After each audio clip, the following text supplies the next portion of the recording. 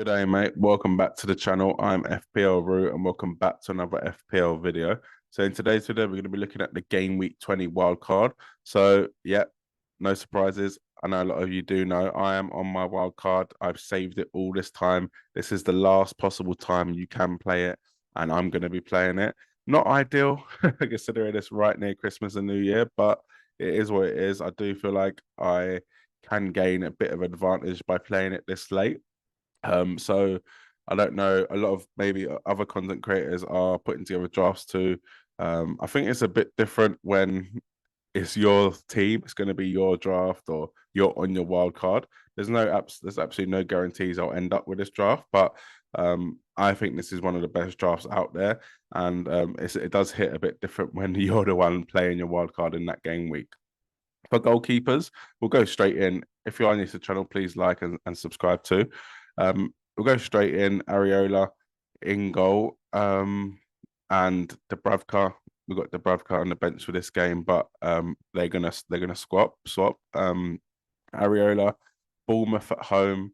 Then they've got Sheffield United away. Brighton at home, Sheffield United away, Bournemouth at home, then Man United away. Dubravka again with keepers. I think fixtures you need to kind of not worry. I've gone for them both though, because yes, there's always a risk that they both get dropped and I end up with no keeper, but they're cheap enough to bench and bring in another keeper for me. And there's also a possibility that at least one of them is going to be a starting keeper. And for me, I'm happy to have a starting keeper from West Ham or from Newcastle. If I get both, amazing. I can rotate. And they do rotate pretty well, to be honest. I can rotate. I can save a bit of money as well by having two starting, absolute guaranteed starting goalkeepers. That's why I've gone for both. I think Dubravka's probably going to be our main goalkeeper, but there's always a worry that Newcastle do end up going to buy a new one in January. Pope's out probably for at least until I want to say March, April. And I think Areola is still the number one. He has been dropped the last few games, but I do think that is just because of his injury. There's no point risking him when they've got an adequate replacement in Fabianski on the bench, who used to actually be their number one. So I don't think the drop-off is too much, but I think one of them will at least be the starting goalkeeper for the foreseeable. If not, I think Dubravka will be until January if they do end up buying a goalkeeper Newcastle. We'll move on to the defense. Yo, listen up, Rue is stepping up the game, where fantasy Premier League runs in his veins. From transfers to captains, he's always on top, guiding you through every game week non-stop. They say Rue got that Salah flow. Welcome to the channel, enjoy the show. Wild cards, free hits with so much vibe. If you're hunting for success, then make sure you subscribe. So before we do go on to the defense, this was actually filmed before some of the game week 18 and 19 fixtures. So if there is any information wrong, I do apologize. I just had to get it out because of obviously the festivities. I'm actually away on holiday too over that period. So I just wanted to make sure this got out. I will be trying to give a few replacement options. So if the players are injured, or always jump in the comment section below and I will answer any questions if some of the information is not 100% correct. So Gabriel, I've gone for, I think an Arsenal defender is crucial. So if Gabriel's not it at the time, then maybe a Saliba, a Zinchenko. But I think Gabriel for me is probably the best option. You're saving a bit of money. I think he actually is more of an attacking threat than Saliba.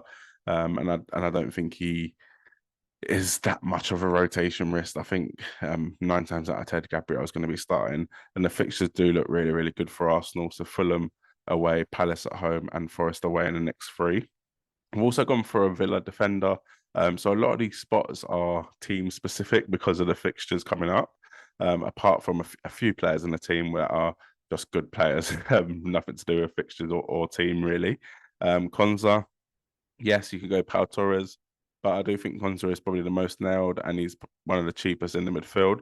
Yes, it would have been nice to have Matty Cash as an option with how attacking he can be, but I got burnt by him. He didn't do well when I brought him in my team. So I'm going to be going for Konza and just be banking on them home clean sheets for Aston Villa. And even their away games coming up do look really good, especially the next 2 away games, Everton away and Sheffield United away. Pedro Porro. This is where it comes down to. Probably won't be going for a Spurs defender, but I'm going for Pedro Porro.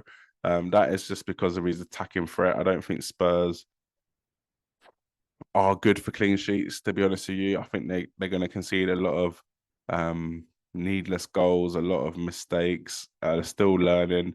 They still have a lot of injuries. Basuma's now suspended um, until he goes off to AFCON. So he's suspended for 4 games in total and then off to AFCON. So he's going to be Højbjerg in the six. Madison van der Ven still out.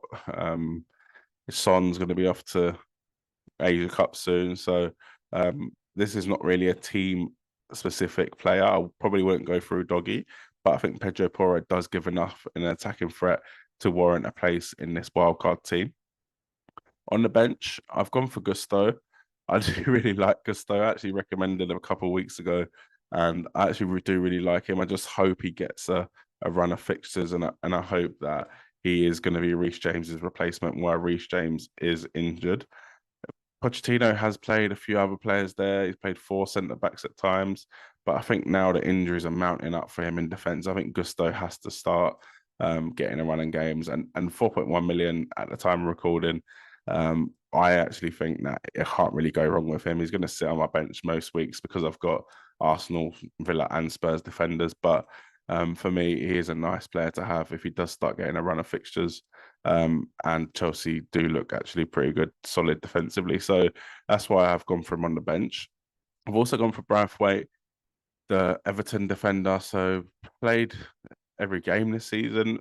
Everton are actually doing really, really well. I think if they wasn't for their 10-point deduction, they'd be in 8th place, which is an incredible job from Sean Dyche when they're probably one of the favourites to go down. I remember tweeting actually earlier on in the season Everton's lineup and being like, this is a championship lineup. Like there's no two ways about it. But how they've turned it around, it was kind of ever since the deduction of points, they've actually won a lot of games. So I think they're just going to kick on from now and try and finish as high as possible and show the Premier League that it doesn't actually matter that they've been deducted the 10 points. They can still have a good season. And even Everton's fixtures, like Braithwaite is playable in some of these fixtures. I think Fulham away, Wolves away in the next 4. But yeah, for me, he's probably going to stay on the bench. But yeah, he is there if he is needed, and I think he does keep his place for the foreseeable future. Even with Michael Keane's come back now and Tarkowski, they're probably first choice. But I think Braithwaite does get enough games to warrant a place in the squad. So next up, the midfield. I'd say pretty boring, but a little bit of excitement, a little bit of flavour in there. So Palmer, I think, is a no-brainer for that price. For Chelsea's fixtures still, how good they are. For just everything he gives, for penalties, for his absolute baller and his absolute footballing brain. For me, I think Palmer is a no-brainer and should be in everyone's team for that price, definitely, and on penalties. Jared Bowen, I actually bought him in earlier on in the season and he got injured straight away. I was actually gutted because I was really excited to be Aaron Bowen. I think he's so consistent. At the time of recording, he's got 10 goals, 1 assist, which is a really good return considering West Ham are not the most attacking team. I'd say, I'm sure any West Ham fan would agree with me, but they're not the most attacking team. They're not the most exciting team, but I think Jared Bowen does get the job done and he does score goals. So for me, that's what I want. I want you to score goals and get the job done. And with the fixtures coming up, Brighton at home, Sheffield United away, Bournemouth at home, and I think he can hit the ground running in my team for the next 3. Saka stays on the wild card. I think he's a season keeper. I think he's the most nailed in the Arsenal attack. He's on penalties if he doesn't give them away. And I think, yeah, the fixtures coming up do look really good for Arsenal. To be honest, I haven't seen big performances from Saka this season. He's been chipping along with the goals and assists, which is all you want for FPL. But I think there is more to come. So, yeah, that's why I guess he's in my team still. And to be honest, he's still delivering FPL wise, so I can't really complain. Next up, we've got Son. I'll leave the guy in the middle for last, but Bournemouth at home, Man United away, Brentford at home, Everton away. So tough next 4 fixtures, but Son is going to be going for my team after Bournemouth. I just couldn't take him out, even on a wild card before Bournemouth at home. I just couldn't do it. I think that game could be anything. Bournemouth are a good team nowadays, but I just think Spurs at home against Bournemouth, I just can't even fathom taking him out. There is an argument to say, okay, have Richarlison instead, so you're still getting that fixture. But I think Son is a much better player and much better FPL option than Richarlison. He's on penalties. It's his last game before the Asia Cup at home to Bournemouth. For me, I think Son will deliver in this game, and I just couldn't not have him in my team. However, Mo Salah is not in my team.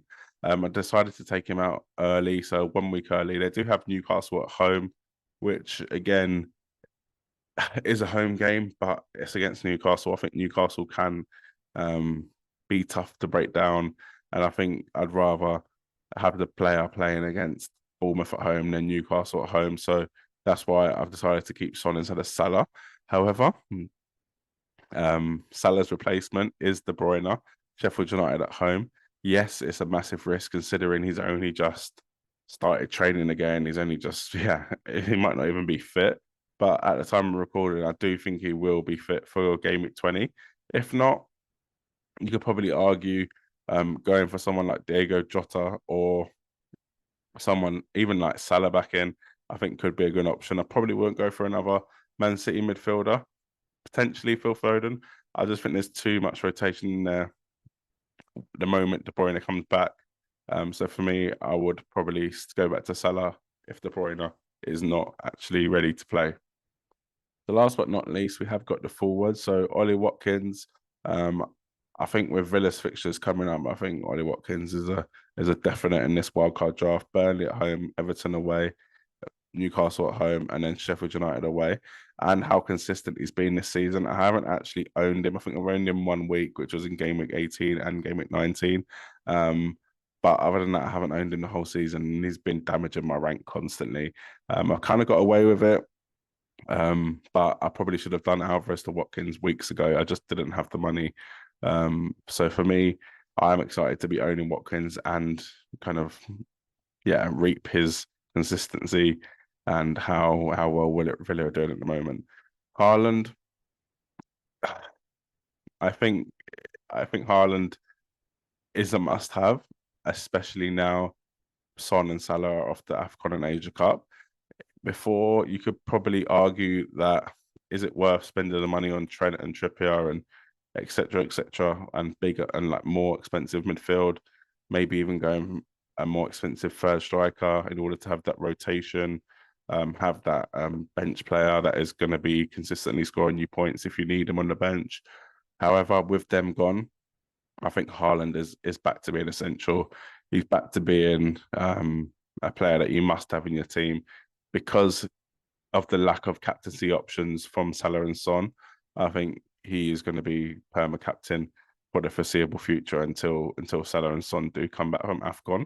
Even then, I think City will turn things around and they'll start putting together wins and longer winning streaks. And I think Haaland's going to play a big part in that after having a few game weeks injured or break, depending on who you're asking. But for me, yeah, Haaland is a mainstay in this team and won't be going anywhere fast. Semenyo is the first striker. Ideally, I'd want someone a bit more expensive, but the team is struggling on money. There is always a chance to downgrade De Bruyne though. Again, someone like Jota could work and then upgrade Semenyo to have a third striker that is rare and ready to play. For me, though, I just want to take that risk on De Bruyne if he is fit. I'll need him to start a game before GAMEWEEK 20, which I don't know at the moment if he has. But yeah, I really do want to get there in early with De Bruyne where other people won't be able to do that because they're not on their wild card. Let me know what you think of this wildcard draft. I hope you've all had a Merry Christmas if you are celebrating. And yeah, and wish you all the blessings and good luck for the game week and good luck for the rest of the for the new year, I guess, and have a good one. I'll catch you in the next video.